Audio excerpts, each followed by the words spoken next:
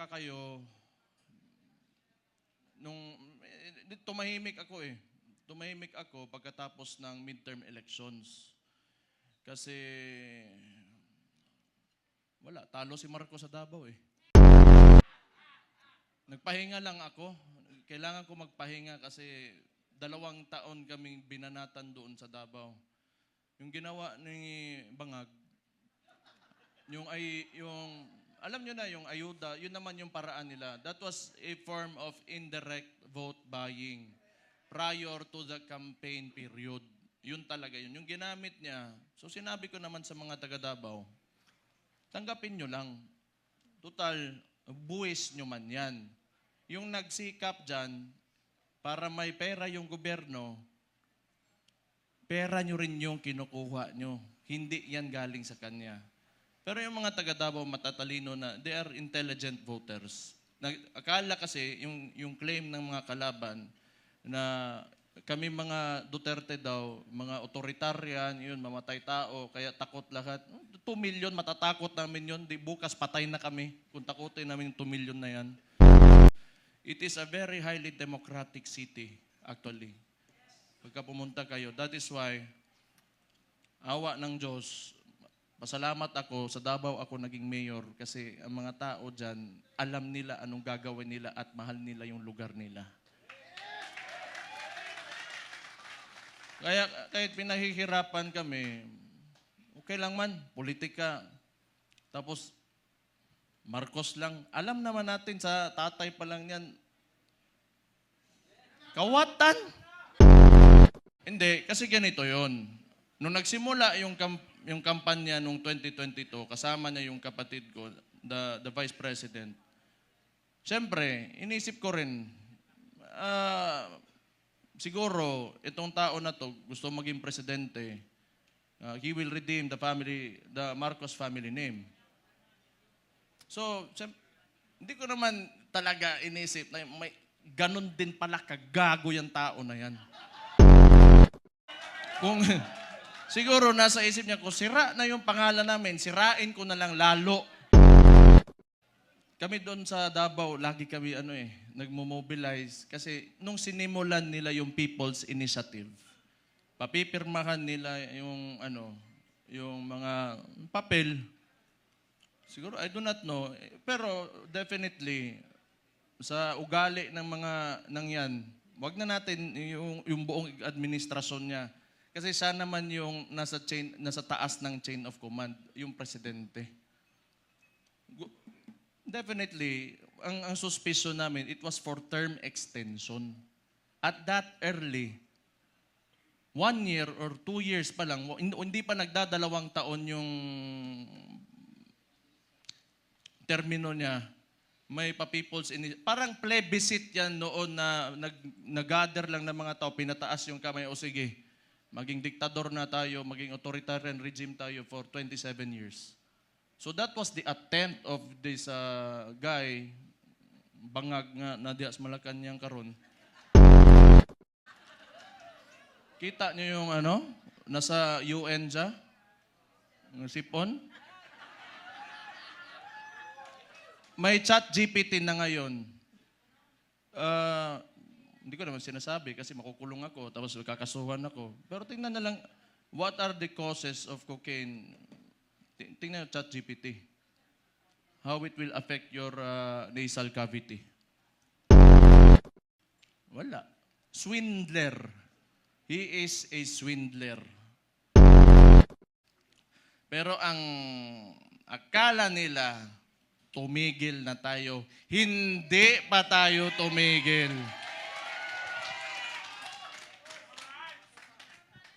Anong gusto nila? Lalabas lahat ng ginawa nila.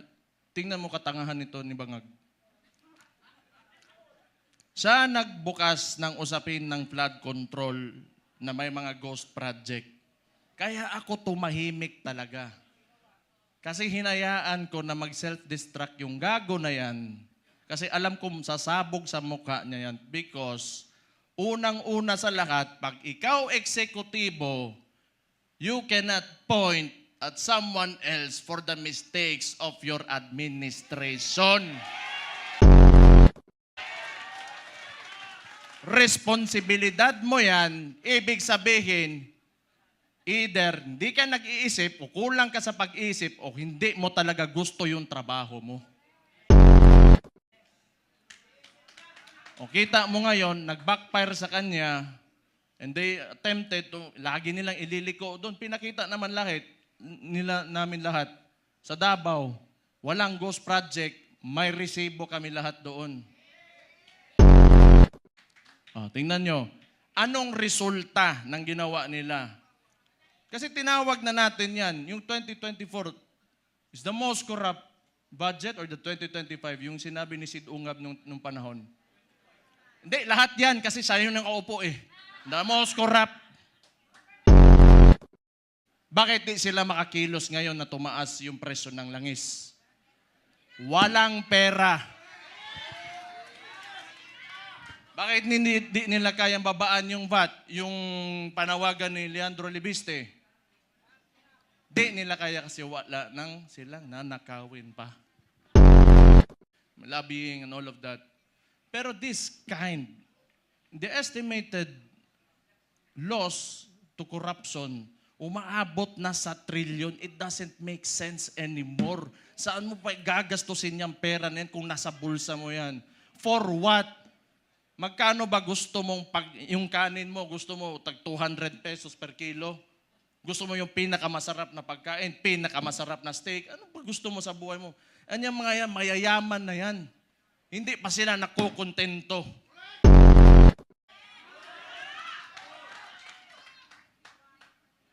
Hindi na lang maawa ba? Kita nyo yung mga matatanda na nagmamalingke sa umaga, magdadala ng bayong, tapos pahihirapan mo pa, ngayon tumataas presyo ng lahat.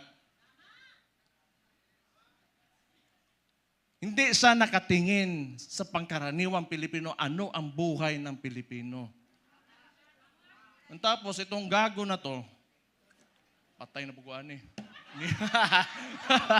Patay na naman sila sa atin. 600 parallel groups. Anong sinabi ng Vice Presidente?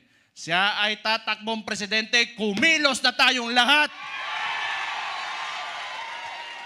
Tayo, tama yung sinabi ni Rob Rances kanina. May galit tayo. Galit na, lahat tayo galit dito. Kaya nga tayo nagtipon-tipon kasi gusto natin na may pagbabago na nangyari. Kasi yung pagbabago na yon, kinuha ni Bongbong Marcos. Nandun na sana tayo. Noong 2016, si former President, si Roddy Duterte, yung tatay ko, sa survey, 7%, 15, 18. Ano plataforma niya? Dalawa lang. Very simple.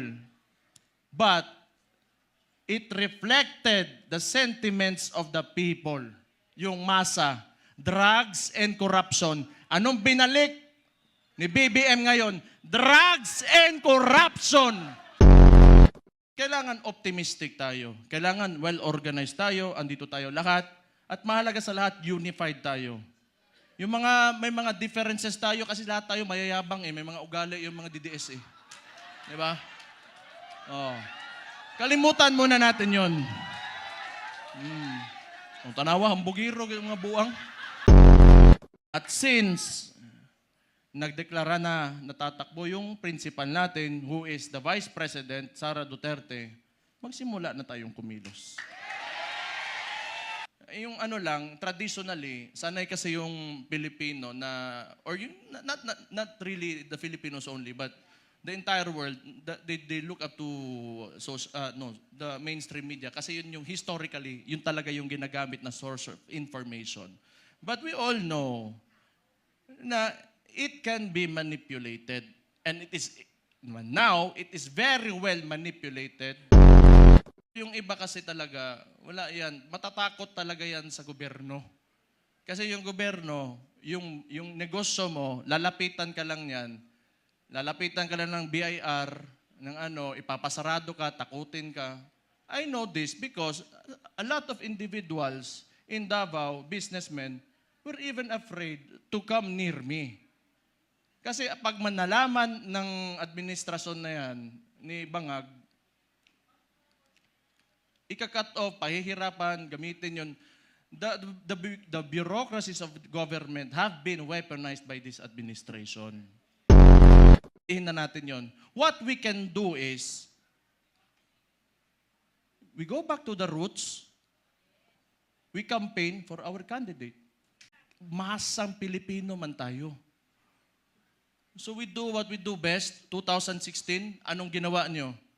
Walang campaign materials na mabibigay yung tatay ko. Anong ginawa nyo? Kayo gumawa sa sako.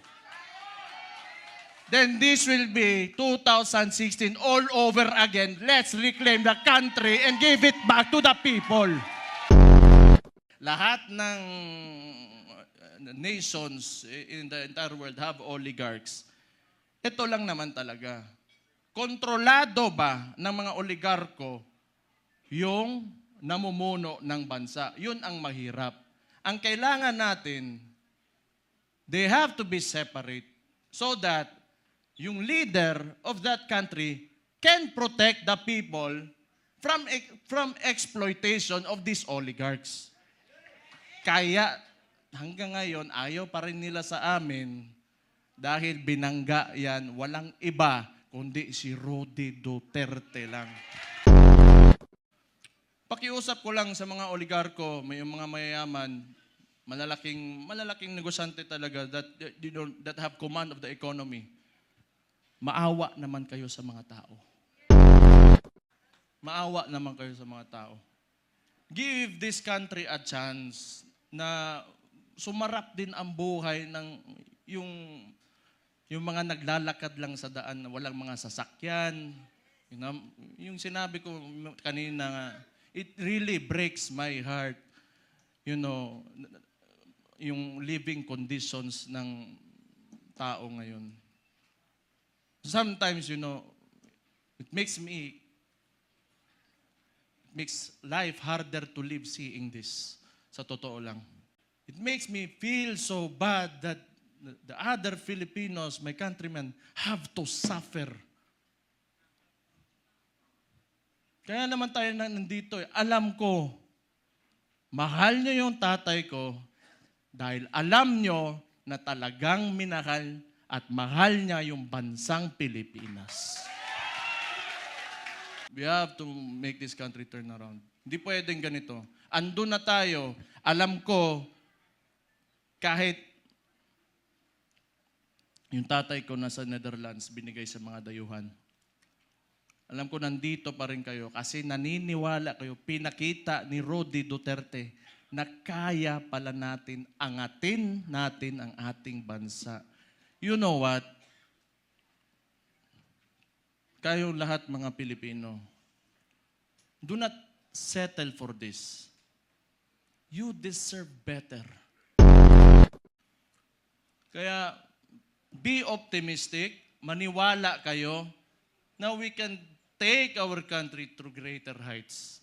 Sinasabi ko sa inyo, alam nyo na eh. Kaya nga nandito kayo, naniniwala kayo. Just hold on to it. And someday, awa ng Diyos, talagang may Diyos talaga. And may hustisya talaga. Makakamit natin ang Pilipinas natin na pinapanaginip natin. Lahat ng politiko, kailangan bitawan natin yung mga pansarili nating gusto. We have to be selfless public servants. Unang-una yan sa lahat. Kung gusto natin talaga umangat itong bansa natin. Sabihin na natin, may nakawan nangyari, bigayan ng pera, whatever. That should be enough. Nagkaroon na kayo ng presidente that tolerated it. So what's next? Dadagdagan nyo pa? Nagpasarap na kayo ng sobra-sobra, gusto nyo pa? Kung swerte na kayo sa buhay, it's time you give back to the people. Huwag niyong pahirapan yung mga tao. Tama na yan. Okay na yan. Siguro yung mga anak nyo maka-aral sa abroad, you can eat, in a very nice restaurants. Tama na yan. That's okay. Isang ulo lang naman ang kailangan namin. Ang ulo ni Bongbong Marcos! You, the congressman, I'm talking to you, if you want to defect, talikuran nyo na yan because alam nyo, kayo, mga politiko, nakatira kayo sa Pilipinas, huwag nyo sirain ang bahay nyo. Basta ako, nagsalita na ako. Yun yung nasa puso ko, yun ang nasa isipan ko. Kung maniwala kayo, okay. Hindi kayo maniwala, okay lang din. Kung hindi ko maniwala tayo dito lahat, nabangag talaga yung gago nasa taas, alam nyo na anong gawin nyo. Ilagay natin ang Vice Presidente sa 2028 na Pangulo natin. Sino ba namang si Raulo na lalaban ng administrasyon, magiging opposition, lalo ng ganito kaabusado? Yung observation ko lang, this is only my observation. Mahirap yung mga tao nakaupo sa, in a seat of power, tapos ganun yung ugali, na mahilig manggipit at mga abuso ng mga maliliit na tao. Patay tayo dyan.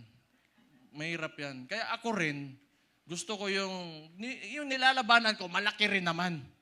Para kung makukulong man ako, matatanggal ako sa pagka-mayor ngayon, o mamamatay man ako, at least worthwhile yung ginawa ko at para sa sambayan ng mga Pilipino. Bukas na ang mga isipan at mga mata ng Pilipino ngayon. Yung tatakbo na yung tatay ko. Lahat kaming magkakapatid, hindi talaga pumayag. Kaya isa ring value yun. Kasi alam ko talaga, pagka nahamon yun, ibibigay niya talaga buhay niya para sa inyo. Kaya ngayon, pagka pumupunta ako ng Netherlands doon sa detention unit, kinakausap ko, can never imagine someone who would, like an actual individual in front of me that would actually give away his freedom and his life for his country.